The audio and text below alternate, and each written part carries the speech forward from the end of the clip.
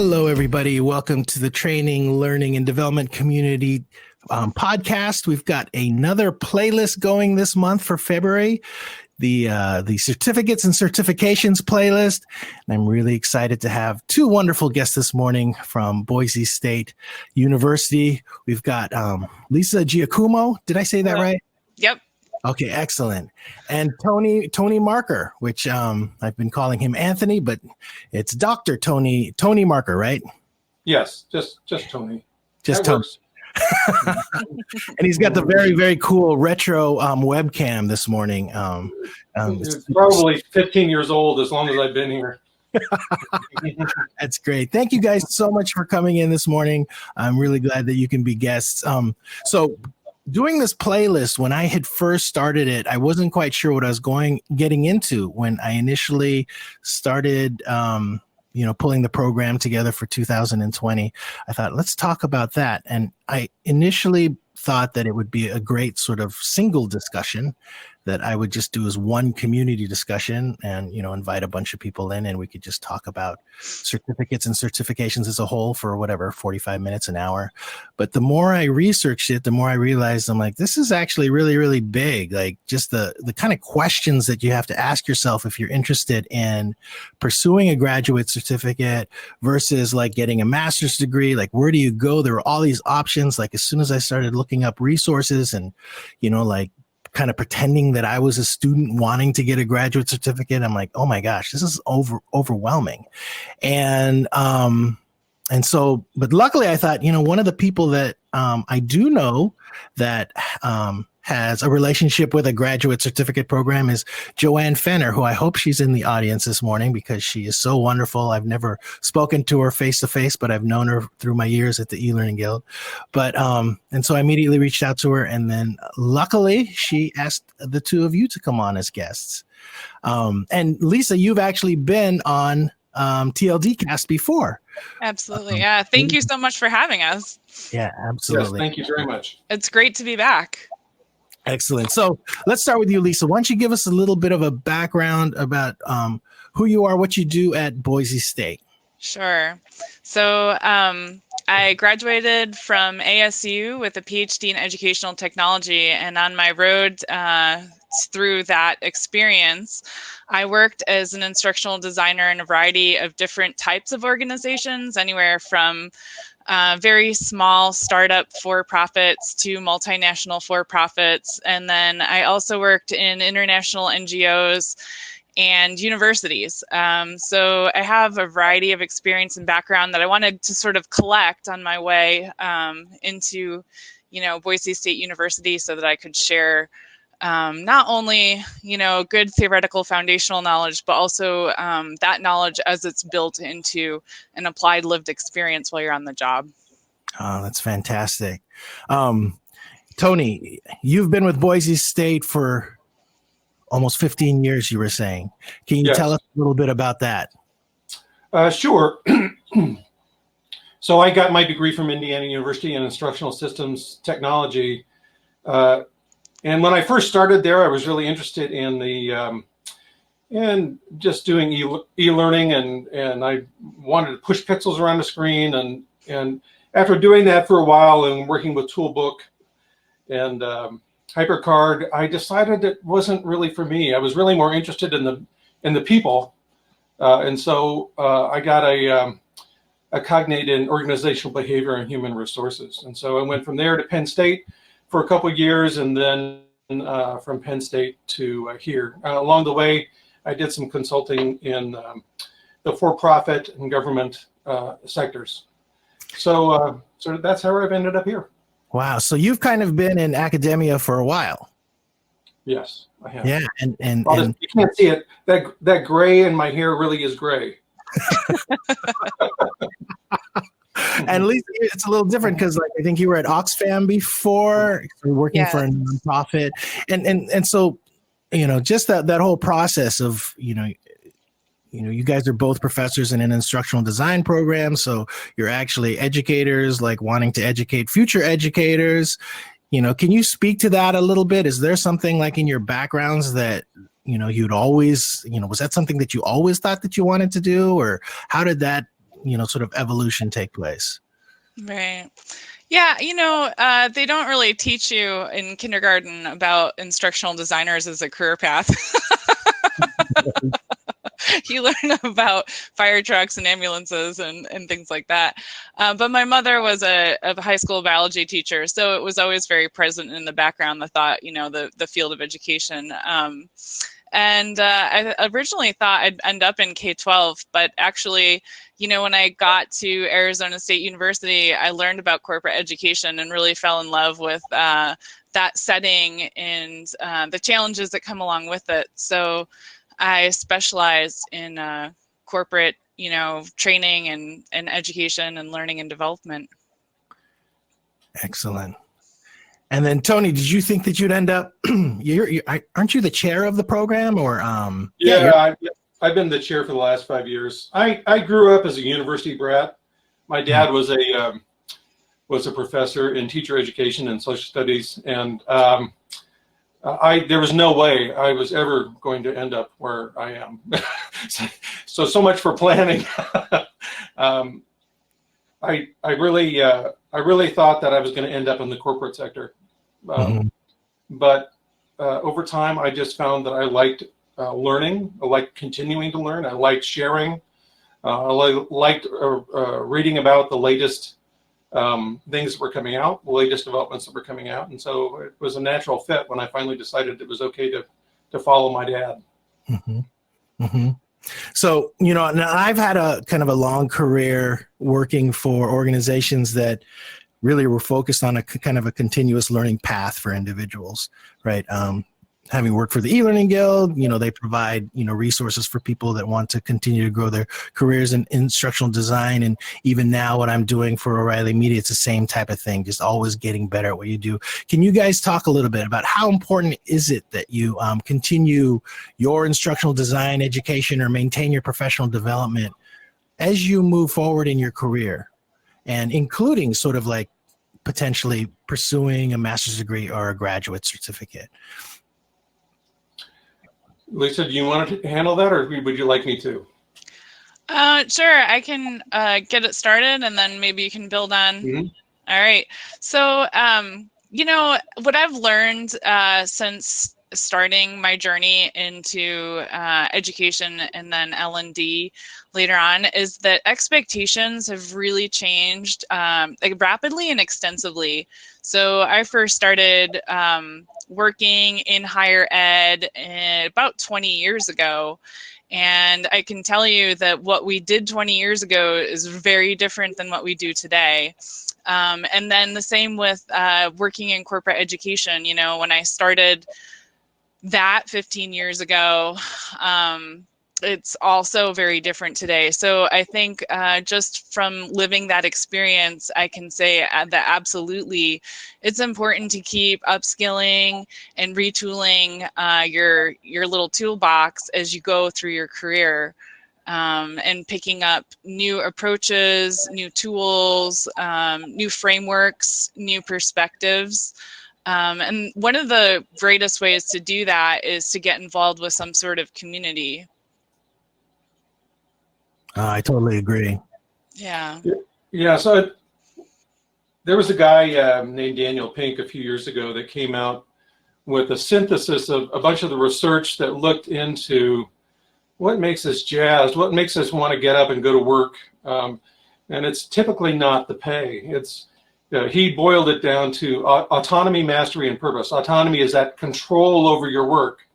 Mastery is the part where it's something that you can keep growing in, you can keep getting better at. And that really involves a continued form of learning in some form, whether that's formal or informal, the pursuit of trying to get better and know more about something. And then purpose, which is generally, what is it beyond just sitting at a desk and working that gets you into the office and makes you want to get out of bed and head into work. So a little bit of control, ability to get better, and a purpose or a goal that's beyond just earning a paycheck. Oh, that's great. And so, yeah, I mean, I think that really fits into this discussion about why should we continue to get any sort of degree or certificate. And I think it's because we want to know more than just what we're doing. We want to know why we're doing it. Excellent. And, just as, sort of the program leads there at Boise State, I mean, is the sort of the technology disruption a real challenge for you guys there? Is it something that you guys have to be continuously learning in your program as well to be able to manage how things are just changing so quickly, especially with, analytics and data and, the emphasis on that and the way that the workplace is just changing altogether? Yeah. We, and we embrace that challenge. We're learning people, I think, just like everybody on this podcast. So I really relish the ability to go out there and find new ways of working and new tools, and bring them back into the classroom, and really support our students in their journeys as well to acquire the skills needed to make those tools work for them. Not just be able to click through the tools, but like Tony said, know why you're doing what you're doing, so that you can recreate some of the things that worked well, but also innovate.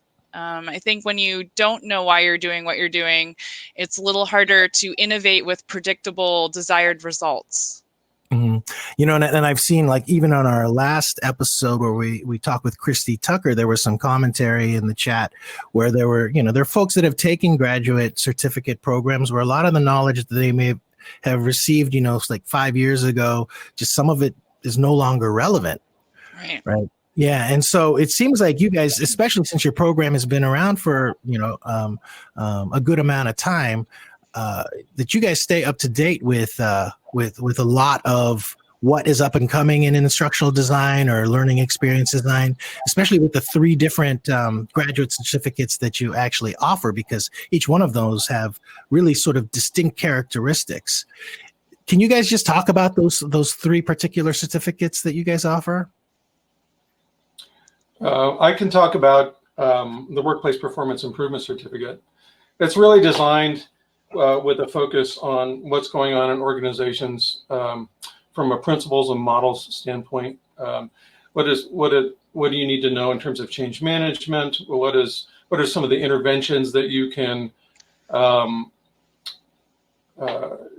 interject into organizations if you want to change the performance of people there? Needs analysis, data collection, data analysis. I mean, a lot of our programs and certificates share some of those things, but that particular certificate has an emphasis on how do we get organizations to change and improve the performance environment for workers. Excellent. Lisa, would you like to cover the WELPs or? Sure. Well? So another kind of focus of our 3 certificates is workplace e-learning design and development. And then that certificate, you are afforded the opportunity to learn the theory, but also practice applying it while you build products that can fit directly into your online open public portfolio, workplace portfolio. So people who are really looking to build their portfolios and get some guidance on design, and really explore what that means for them in their practice, that certificate is really built for you. It's all workplace focused. The products that you build during the courses and could put into your portfolio are products that employers would like to see during interviews. So that's really designed for the person who wants to upskill or even enter with no previous work experience or background, an e-learning specialist role inside of an organization. So maybe you got your master's 10 years ago, and now you've realized that you need to expand your toolkit with some of the new design approaches, some of the new aesthetics, some of the updated theory constructs. That's the place where you want to head. And then the other certificate that we offer is an instructional design focused certificate. So this certificate is more general if you maybe are entering into the field and you want to enter in as an instructional designer. That's a good way to get your feet wet and decide, oh, hey, is this really what I want to do? Or if you've been promoted into an instructional design role or a training and development role, and now you want to kind of formalize what's going on. You've seen a lot of great examples in your organization, but again, you want to be able to innovate, right? So the nice thing about our certificates is they provide you a platform where you are building command and capacity to use that theory, the theoretical foundations of our field, and kind of create new ways of working and new ways of doing that deliver the predicted, and desired results. Whereas if you don't know kind of what you're doing, it's like an artist, if you don't know color theory, it's really hard to innovate something new that's also going to work for your audience, right? And convey that message and that meaning that you're hoping for them to pick up from. So that I was going to say, I'd just like to echo that. I think Lisa and particularly some of the younger faculty in our department do a great job of staying up with some of the latest tools like Captivate and Articulate. I would say that one of the things we do is we try and blend an update of those tools with some principles that don't age. And how the models that we use may change over time, but probably not very much. The theories behind adult learning and instructional practice don't change very much. So if you can combine those things that don't change with some of the new tools like Lisa has been talking about and doing and using in her classroom, that's where I think the power comes from. That and the fact that we end up doing a lot of real world projects. Yeah, and I think that's what I wanted to mention. Well, this is what I wanted to ask. Just a guess that the portfolio one is probably the most popular certificate. Yeah? No? Well, I think all of our certificates will, if you participate in our certificate programs, any one of the three or multiple of the three, you walk away from each certificate with several different portfolio objects and experiences. So in the workplace performance improvement certificate that Tony was talking about, you actually get on functional teams and go into real organizations to figure out what's going on and how to solve problems and deliver the desired results. In instructional design, it's the same thing.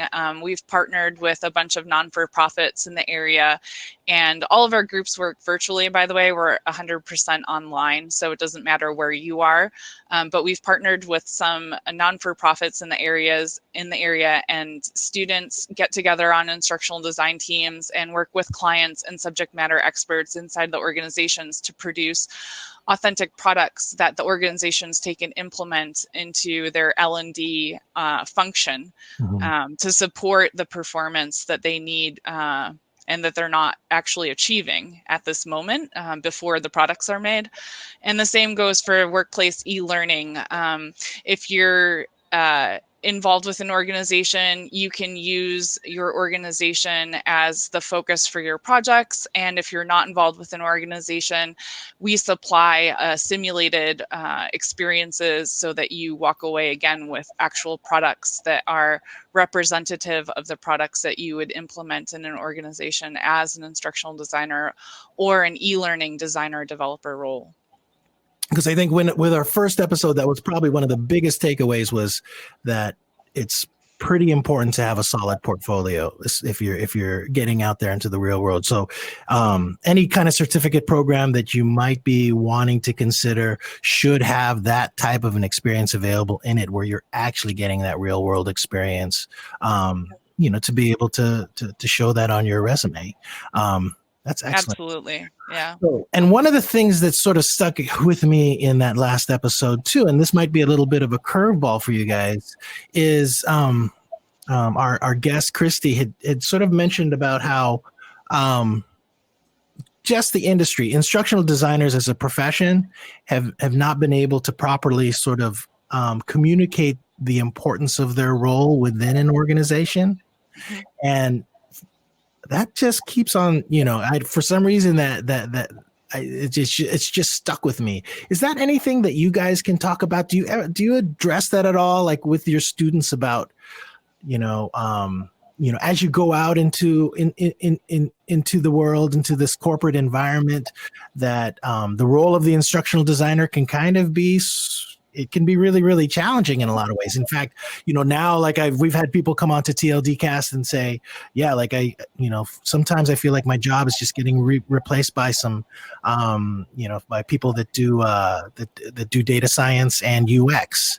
They just, do things like that. Do you guys ever talk about that at all? Just sort of the role of the instructional designer, like the importance of it within an organization. Absolutely. That's probably one of the most common questions I get in my the class I teach, which tends to come at the end of the program, and that is, how can we do more than instructional design? How can we do more human performance improvement with a whole bunch of different options for improving performance as opposed to just instruction? And so I think people are a little worried about that. Some organizations only want a set of hands. They want to tell you exactly what they want done, and they expect you to go do it. And then typically that involves training. And so they'll say, here's this training project, go forth and do it. And whether your analysis suggests that it should be training or not, it doesn't really matter. Other organizations are more open to some sort of analysis and creative problem solving and saying, is training really the answer here? And we know from the research in our field that training really is only the solution between 1 in 5 to 1 in 10 performance problems. So really, training is expensive. And so when our students say, how do I approach this? We can say, well, tell them that you can do it because you've gone through the program, you've got the skills now, you can do some of this training, but training's expensive, and if it's not the solution that's going to really solve the problem, it can be a waste of money. So from a financial standpoint, there's an argument to be made to say, listen, let's double check that this is training.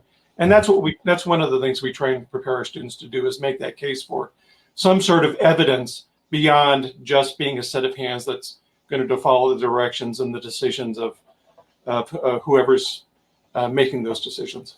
Yeah, no, that's such an important conversation to have. I've seen it just multiple times throughout the years, just being able to be really straightforward and kind of grapple with that. So that's fantastic. I'm glad that you guys address that. So I'm going to move on with a few more questions. I have one more that's upvoted. What are the hallmarks or traits of students that succeed in your program? I think the students that succeed have some grit, and they have some sort of internal drive that they've decided, you know what, I'm going to figure it out and I'm going to get it done. And they do. Yeah, I mean, a lot of our students are working at the same time. So there's as Lisa said, there's grit, but there's also some flexibility and adaptability because different courses have different demands. Critical thinking skills. I'll tell you what I feel is critical for a lot of students is empathy, because it's not just you going through this experience for your education. You're going through it with a bunch of other people who have things going on in their lives too, in addition to getting your certificate or getting a degree. So empathy and some of those soft skills to negotiate when things may not be going as smoothly as you want, when you're staying up late and having to sort of burn that midnight oil to get projects in and get things done. those soft communication skills and providing and being able to receive feedback, I think those are really important. So Right. in the program, And actually, oh. I wanted to say, in addition to being able to formulate a business case for your value inside of your organization, I think we do work a lot on relationship building. And why is that important, both now inside of the course as well as later? And how do you even do that? How do you build relationships with virtual course mates or team project members? How do you build relationships, that are going to carry you through the organization and allow you to do the good work you want to do?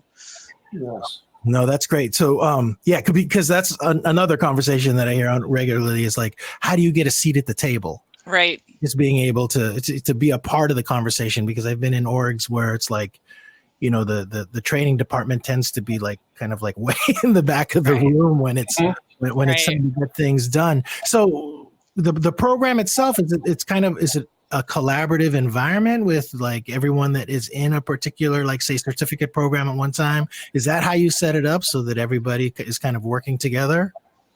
Absolutely. Our courses are very community based.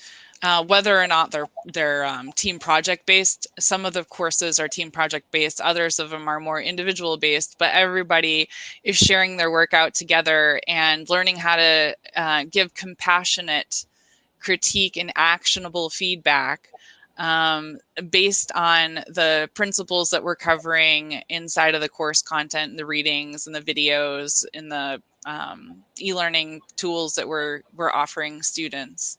Mm-hmm. No, that's great. And so I'm going to ask you this one, just because I'm thinking about, like Roberta, who I met at DevLearn this last fall, Roberta Dombrowski, and I see her on LinkedIn and I see her on Twitter, and she's always she's got something going all the time. She's very curious and always like sharing her work, and even on our broadcast, I think she's been on more than once. She's just absolutely fantastic. I almost feel like she's almost like this archetype of the Boise State OPWL graduate. But what are some other sort of experiences you've seen of the recipients of your graduate certificates or your program? Like, where have you seen them move on to? Well, our graduates, so far they come from everywhere. Some of them are K-12 teachers that want to leave the classroom. Others are career changers who've never stepped a foot inside of an L&D arm of an organization. Others are in L&D, but they're looking for their next step up. And so when you see these people 1 year out of our program, either the certificate or the master's, 2 years out of the program, you see them acquiring progressively more and more advanced roles inside of the organization. They're getting closer to having that seat at the leadership table. They definitely have a seat inside the L&D table. And then when you look at 10 or 15 years out, we have chief learning officers, CLOs, on our alumni pool. We have executive directors of nonprofit organizations. We have people that are in high-level leadership roles that are doing strategy for their organizations and leading their organizations into the next level. Oh, that's great. And that's kind of just speaks to the quality of the program that you have there. If there is somebody, and this isn't a question in our Q&A thing, but if there is somebody that is assessing sort of master's programs or graduate certificate programs in the ID space, is there anything that you can say, a characteristic that you say, if you see that, avoid it, like stay away? Is there anything that you can think of? Maybe the other side of that question. I think a lot of students who are looking for a degree or a certificate typically think, oh, I want that degree or certificate, and that's their starting point.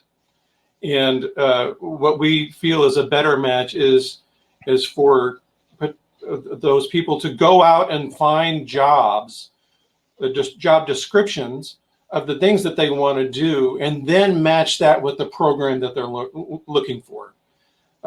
You can match it in terms of needs. So for instance, our program is online, so So that has its advantages and disadvantages. Advantages, you can do it in your pajamas.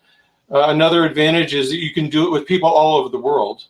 And so you get the expertise and the perspectives of students that are really dispersed both in geography, but also in their line of work. We have Coast Guard students, we have Canadian Forces students, we have students in nonprofits, we have students in for-profits. As Lisa was saying, they're all at different stages of life. And so you get that mix in some ways, I think that's in a way that's richer than you would in a face-to-face class. Mm-hmm. And so you need to know what you're looking for when you're starting to look for a degree or certificate, and going to the end point first, what you want out of that certificate, I think makes it much more easy for you to match up with what you're looking for with what you're finding in the marketplace of certificates and degrees. Right. You might also consider reading the bios of faculty inside of the programs you're looking at, and just see, was this person's experience, is that ringing true to me? Is that kind of inspirational to me? Do I want to do something like that? Do I want to learn about these things? Because every faculty member is going to bring in a different set of experiences and a perspective. And so it's important that you find those that speak to you. I think a final thing, given the prominence of this in elections recently, is cost. It is a program within your within the realm of something that you can afford over time. Mm-hmm. And we tend to think, oh, it's the absolute. I want the absolute best, but the absolute best isn't necessarily going to do you a great service if the name of the institution is connected with a huge student debt load. So paying attention to cost and what you have the means to pay for, I think, is also important.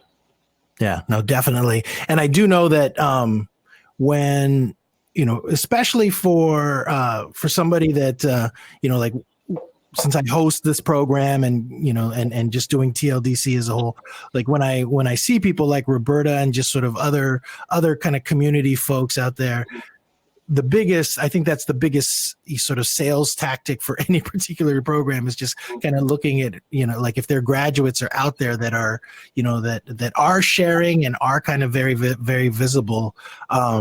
Those are kind of some of the programs that I would look into, because I'd say, hey, she's amazing. And, Boise State is definitely something that I should put on my list of potential graduate certificate programs I'd want to sign up to. I was just going to say, we've got really good graduates and really good students and really good faculty. Yeah. And so, as Lisa was saying, you need to take a look at who's coming out of the program and who's teaching in the program and where they're going and where they've been. Again, it's matching up those what you want and what you need with what's available.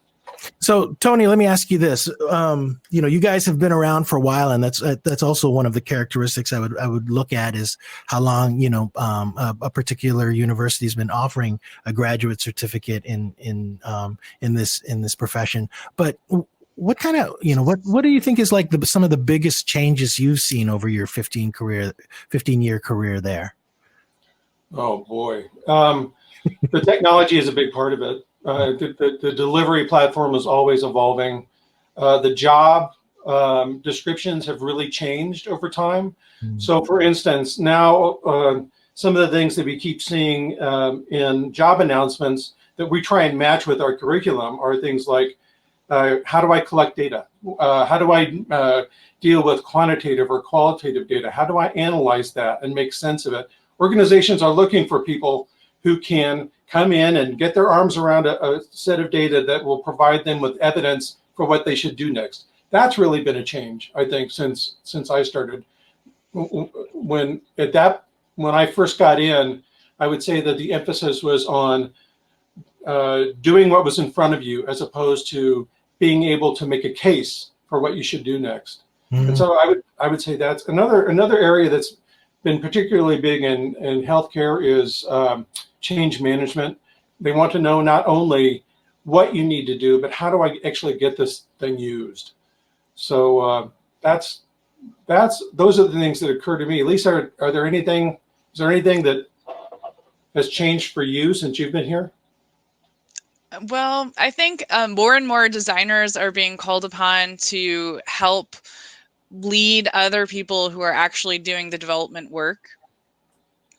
And so that's a unique shift. And how do you motivate somebody who's already got a full plate to do a little more work and do a little differently than what they've been doing it before, you know? So I think that's definitely a skill set that's important to have, and also the curation of what's out there. So looking at off-the-shelf products and figuring out, is that actually going to work for my organization? Wow. Yeah, no, that is all great stuff, because those are all things that I think that have been pain points very recently that come up in conversations regularly in this community. Just exactly all that, especially the data piece, and the data being the central hub for pretty much everything in the modern workplace. That's excellent. How are you guys how are you guys managing that? Are you integrating more sort of data processing or analysis into your curriculum? We actually have a couple of brand new courses on survey instrument design and analysis, results analysis, as well as a qualitative interview design and analysis courses that were stood up this spring. And inside of our needs assessment, instructional design, and evaluation courses, we have students going out and looking at different sources of data, multiple sources, and looking for those patterns, and really helping them build rationale for that kind of work. And linking it to the value that it produces. That's great. So since you're at Boise State, can you pull from other departments, sort of the ability to, to teach more about data? Is that something, do you guys have resources like that? Absolutely. In fact, in my needs assessment course this semester, I have a team that's doing a project on retention for the HR department for the whole university. Oh. So retention is a pain point, and they want to improve their retention performance. And so they're going to start with looking at the retention of professional staff in their 30s, because for our organization, people in professional roles tend to come in their 20s, and they're here, and we develop them, and we invest a lot in them, and we make them into awesome, productive citizens of our community, and then they get poached into other organizations in their 30s. So we're gonna help take a look at, what can we do to try to keep them. Yeah. No, that's great. And that is kind of one of the biggest things when you're dealing with data, is actually having the data to be able to work with. Right. Yeah. Up with, just relevant analysis. So that's great that internally you guys have a program like that. Yeah, we do projects for the university, but we also do projects for other organizations too. Sometimes students will be in an organization and they're like, hey, we really want to attack this problem. Can we work on that? And we'll help them scope it out and vet it out and decide if it's a good fit. And sometimes it is, and we bring it into the course and everybody gets involved, or a group gets involved. And other times we say, you know what, that's a really cool project, and I think you should start doing that on your own. Yeah. So not all our projects come right into our classes, but a lot of them do. Yeah, it's interesting on this end where with the instructional designers that this kind of community is composed of. Whenever we talk about data, there is like a core group that will show up, and they'll just be like, oh, they're all over it. Right. But we're talking about design; they're nowhere to be found. They're just like somewhere else entirely. So there are certain people that really take to it, and certain people that don't at all. Yeah. Excellent. So let's see, we've got a few more minutes here. I'm going to ask you just sort of a couple questions that are more about sort of new students. Like, what do you think the most common and biggest challenge like new students face when they sign up for your program? From my point of view, it's probably time management. For each credit hour that you take in a course, it's about 45 hours of work over a semester. So you can do the math. When you've got a 3 or 4 credit class, those add up pretty quickly. And you could be doing 12 or 13 or 14 or 15 hours of work over a week. Where does that come from? You still have to sleep, you still have to eat, you still have some sort of life outside the classroom. And so fitting that in becomes a strong consideration, because it's taking on graduate school is not something that I think most people should take on without giving it some thought. Well, what are the things might I have to give up in order to pursue this? And it typically is for a short period of your life, all things considered. So people can work their way through it, but figuring out how to manage and juggle all those obligations and time requirements can be one of the toughest things, I think. Yeah. Deborah's asking, isn't the usual like 3 hours of work for every hour of class instruction? Well, yes and no. It depends. That's one of our favorite responses, right? In ID world and L&D world, it depends. So if you have a 15-week course, yes, it's about 3 hours per credit. But we also have 10-week courses. So then it's a little bit more condensed. And so you're doing a little bit more work per credit because you're getting it done faster. And we have 5-week courses. So that you can imagine that there's a sprint right there. And you're putting in a little bit more than 3 hours during those 5 weeks. And I really do love Tony's response, just because you do need to be realistic about it. And if there are programs that are telling you like it's going to take less time, they're probably, potentially of lower quality. So, I do really appreciate that, that's something that you honestly want people to consider, is like, can you actually do it? Because, it isn't something you should take lightly. And so, and here, last question, and then we'll wrap it up. If you had one piece of advice for a graduate student sort of prospect, or certificate prospect, what would it be? Reach out. Like, come talk to us and tell us what your goals are, and tell us what you're looking for, and we'll work with you to help you figure out if we're really the right choice for you. Yes, if we don't feel like you're a good match, we'll let you know, because we want you to be successful in the program. We don't want people to go away unhappy or to drop out of the program. We want people who are going to succeed. And so we're going to do everything we can to make sure that they're a good fit, and that what they get out of the program is what they want out of the program. Right. Wow. Thank you guys so much. Thanks for this conversation this morning. I just want to say, I wasn't expecting you guys to be as like forthright and as honest, I was a little worried that it'd get a little pitchy, but you guys are really sort of just, you want people to succeed. And I think that is the hallmark of a really excellent program. So, I wish you guys the best of luck. Thanks again for your time. Thanks everybody else that has popped into the live show this morning for sharing your morning with us. And later on this week, what do we have? We have Karen North talking on Thursday about submitting conference proposals, because the DevLearn conference proposals just opened up for the fall, just opened up yesterday. And then Friday, we're talking about L&D resources and whether or not we're just going to share what we got out there. And there's a ton of them.